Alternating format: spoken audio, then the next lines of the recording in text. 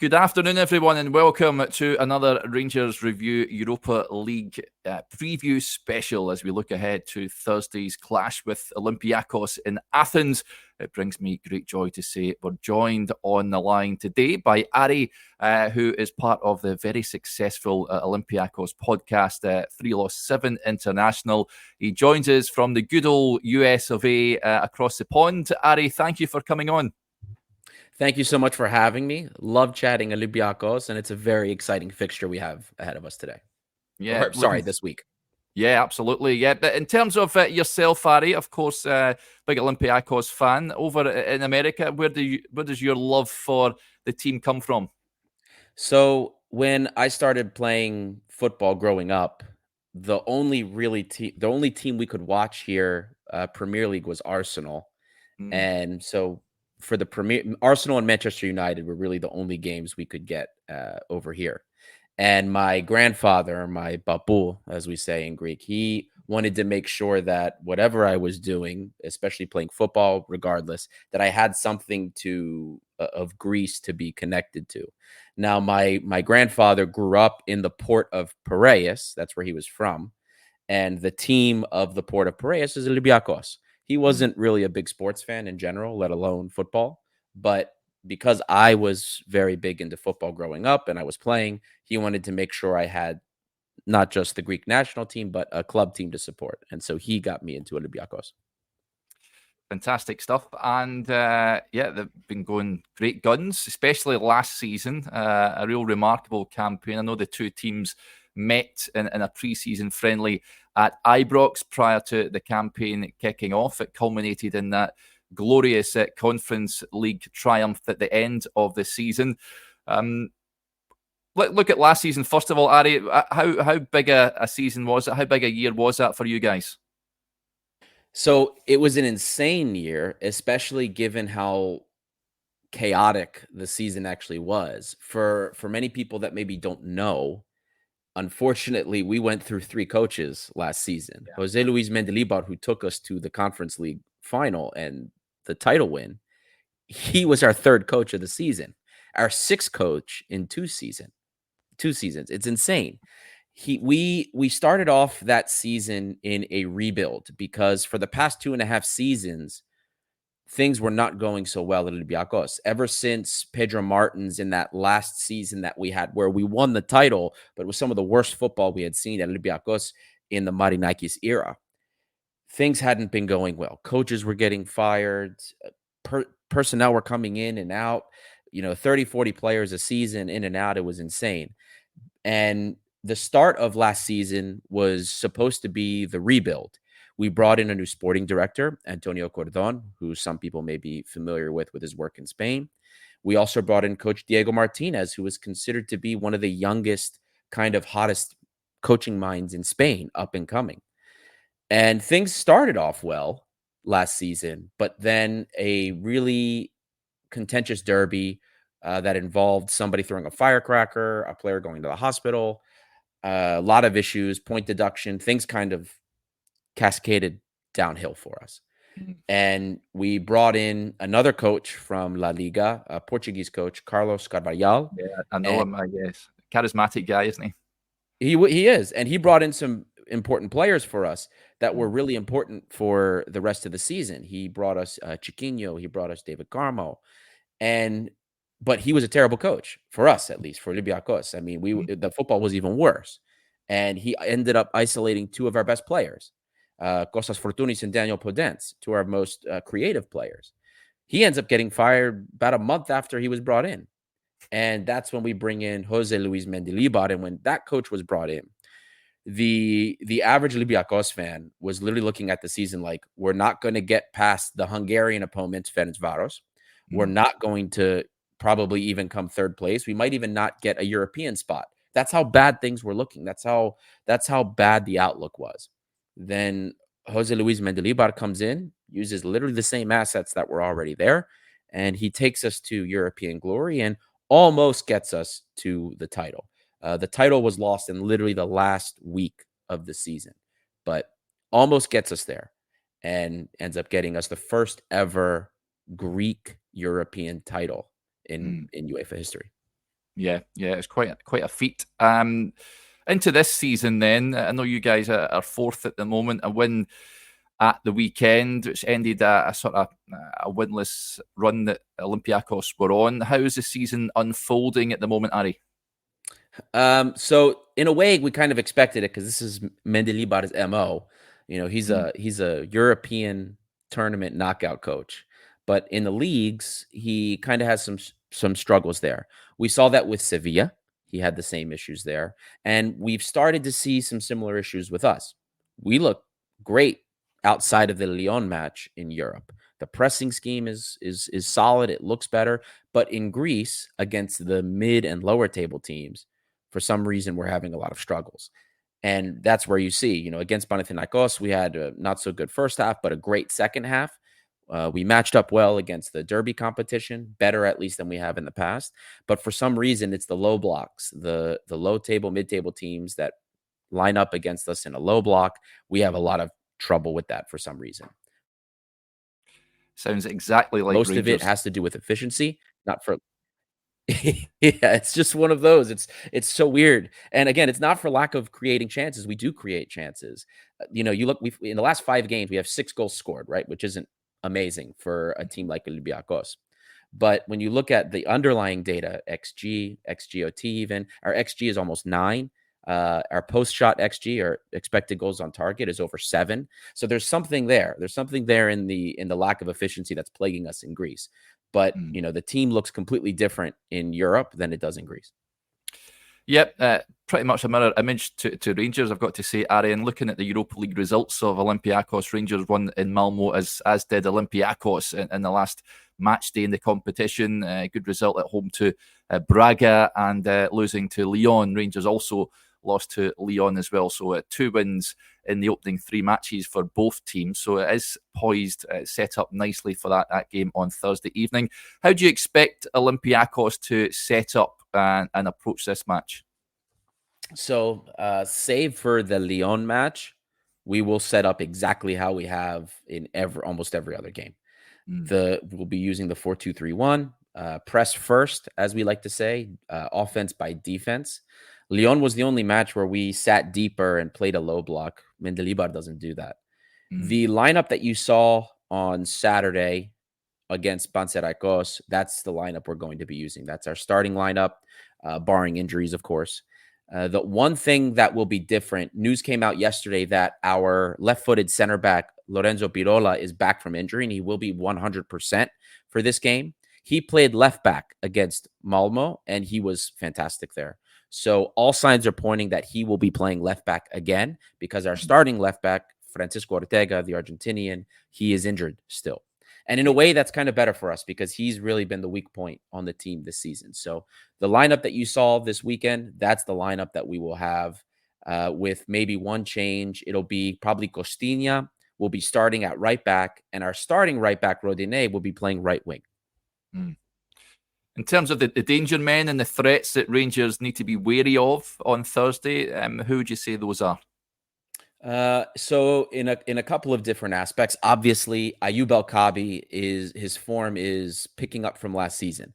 His strike rate isn't as absurd as it was in the second half of last season. I mean, in the second half of last season, he had a goal conversion rate, like goals to shots, of almost 40%, which is ridiculous. Ever since he came back from AFCON, he's been a monster. This season, it's still good. He's on pace to break his 33 goals, 36 goal contributions from last season. So in Europe, he is huge for us. So in that aspect, you have to watch out for him. He's also really key on the press, runs everywhere. And then midfield, keep your eye out for a 17-year-old kid who will be starting, number 96, Christos Mouzakitis. He was one of the best players for our UEFA Youth League winning side last season. So that was our second European title, was the U19. He's 17 years old. He's a starter now in the midfield, and he is just, they call him the Greek Iniesta. That's what they call him back in Greece. Incredible kid to watch, so keep an eye out for him. Yeah, high praise indeed. How is Willian getting on? Is he performing? Well, he's actually injured right now. He's been nursing an injury for quite a while, which has been a little bit controversial. But for the highest paid player, not just on Olympiacos, but the highest paid player in Greece, he's really not been what we expected him to be, Yeah. unfortunately. Yeah. In terms of the environment that Rangers will find when they walk out the tunnel at the stadium, Ari, the Greek fans, historically, we always think it's a pretty hostile environment when you head over there and play European matches. Can they expect a pretty toxic reception when they step onto the pitch? It will be. Yeah, absolutely. The Yoros Karaskaki gets very loud. You can just check out, we have some vlogs on our YouTube channel. Check out the one for Aston Villa and the one for the final. I mean, it gets insanely loud. Players will tell us when we interview them and we talk to them that, every time they come to the Karaskaki Stadium, that it's one of the most intimidating stadiums. And if the crowd is there, it's a 12th man for us, 100%. For me, having been to the stadium myself and having been to stadiums across the United States, I can tell you there's no atmosphere like it. It really is incredible. So if we have the crowd on our side, if the team is performing well, which the crowd will show up for European matches for sure, it'll be something that'll really play into our favor. Yeah. Tell us about Marinakis then, the owner, very larger than life character. You may know folks from owns Nottingham Forest as well as Olympiacos. How has his relationship with the fans over there, and do they feel they're in safe hands with Marinakis at the helm? So, yeah, this season you're going to find some very split opinions on that. He also owns a third club, Rio Ave in Portugal. Big news also coming out as well today that Arsenal's sporting director Edu could end up coming to Forest Olympiacos. Rio Ave is like a global CEO type of figure. So huge news that's coming out today. In Greece, Marinakis has had a lot of success. He's won, I think, all but 4 titles since 2010. So he's been very, very successful. This season is the 100-year anniversary season for Olympiacos, so it's a very important season. There's been a lot of criticism over the transfer policy this summer by a lot of fans. We lost 2 very important players, Kostas Fortounis and Daniel Podence. Both of them left for Saudi Arabia for big money contracts. And unfortunately, a lot of fans were so tied to those players. They had such a connection to them. There's no replacement he could have brought that would have satisfied what they wanted, which was just to have those 2 players back. So he took a lot of criticism over the summer for that. He's put a lot of money into Olympiacos to the point where, the team has had its losses and he's had to invest 60 million euros of his own money to cover those losses and keep us compliant with FFP. But money with him is, he'll invest whatever. He's a super fan of Olympiacos. Yeah. He has Forest as a Premier League club, but Olympiacos is his team from growing up. So, he'll do everything he can to win. He wants to win. The expectation is to win here. So that's kind of the context for the whole situation surrounding Marinakis. Yeah. So, I mean, what are the expectation levels like this season? I'd imagine the club are looking to go far in this competition and no doubt stage a real title challenge this year and try and win the title back. So, as I tell everybody, the situation, the expectations for the fans for this season, because it's the 100-year anniversary season, is entirely contingent on what we do in the league. The expectation is that we win the league this year.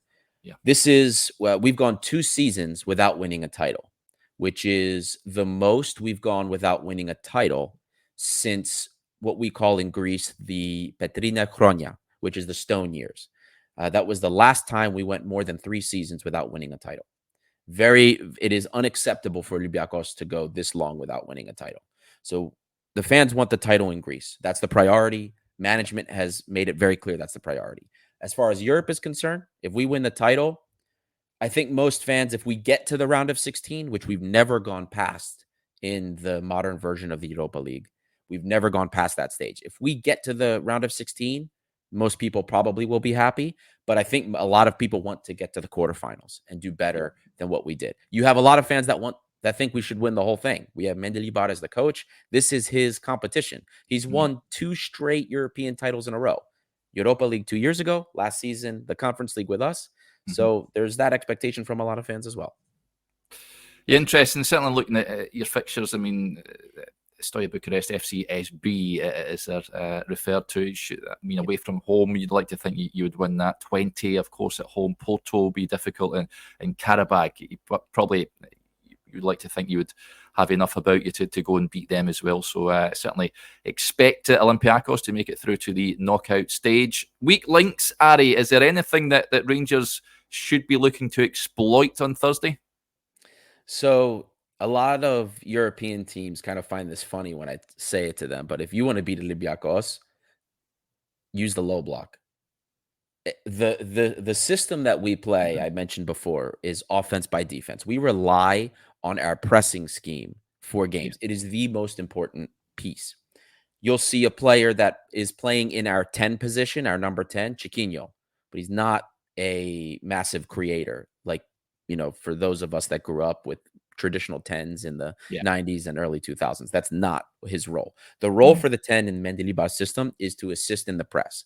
The whole point of this team and the success that we found is that we turn over the ball in the opponent's possession using our press traps and then create big opportunities on the counter. So the whole purpose of the team is to force the ball, pressure your center backs on the restarts, force the ball wide, and then trick the fullbacks into playing the ball centrally, where our midfield is supposed to be anticipating. One of the most important pieces of this team is going to be a player named Santiago Heze, Argentinian player that we picked up from Huracan, very young, was a captain of his team in Argentina back when he was 21 years old. Now, he is arguably the most important piece of this team. He was the most impactful player on Olympiacos last season, according to the CIS Football Observatory, using their metrics that they use. He is extremely important because he disrupts so many plays for the opposition. If you are able to overrun our midfield, if you can cut through our midfield and catch us on the counter, you will cause us a lot of problems because that is where we are having some issues. The press isn't quite where it was last season, especially with Muzakitis, who I told you before, he's 17 years old. He's not perfect. He makes mistakes. But if you are able to suck us in, if you are able to break through the press trap, you will find success in this game. Because if we are not successful in the press trap, we lose the primary measure of winning these matches. If you try to play us open and come at us, that's exactly what we're hoping for. Because we have punched every opponent in the mouth that, again, save for Lyon, because that was a completely different tactical setup. But every team that we've come against that has played us openly and hasn't taken us seriously, we've punched in the mouth early. Aston Villa was a big one. Right now, they're leading the Champions League league phase table. But last year, we punched them in the mouth in the semifinals for the exact same reasons. So that's our tactics. This is how we achieve success.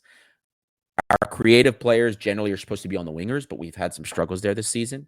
Gelson Martins will be probably the most creative. And then Rodinet providing the most service into the final third on the right side and into the penalty area with his crosses.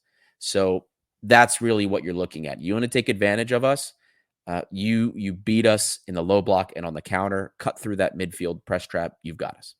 Yeah, but it sounds exactly the same as Rangers. So get your money on a goalless draw, cancelling each other out on Thursday, folks. So yeah, it will be intriguing to see how it unfolds. In terms of a prediction, how do you see it going, Ari, on Thursday? I'm not too sure how much you know of Rangers. They've been a team that are struggling domestically for form in Europe.